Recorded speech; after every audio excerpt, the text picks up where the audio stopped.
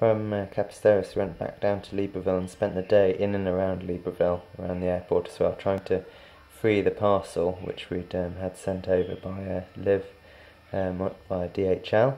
And once we'd finally got hold of it and paid the duty, we then headed south, and just between where we see Oyan and Biffoon there, just after the equator, in fact, the south of the equator, that we stayed in a hotel there because it was getting so late. And then the next day we headed on down to Lamborghini, where we met up with Chris, who'd actually hooked up with the 3 South Africans who were travelling down from London and Madrid.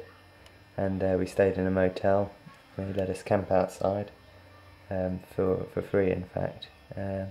That's really in preparation for the next stretch, which took us down quite a tough day. But we were heading down towards Ndende, and we managed to get there just before New Year's Eve. And in fact, we spent New Year's Eve in Ndende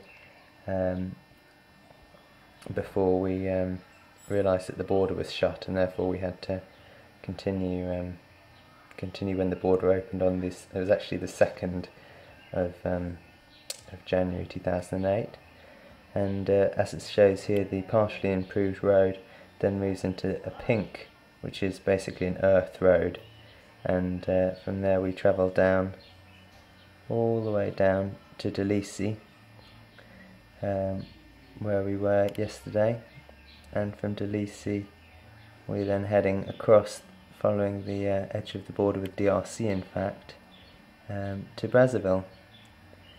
And when we get to Brazzaville, we will basically be picking up another DHL parcel, front sprockets, for both bikes that have worn through, and potentially having a look for an Angolan visa, and from there jumping across into DRC, into Kinshasa. From there we have a very quick route down to Matadi, where we either pick up a transit visa for Angola, or we use an Angolan visa if we manage to get one. And from there we'll follow across this little route here, Tomboko through to Nzeto, and it's looking like we'll follow the coast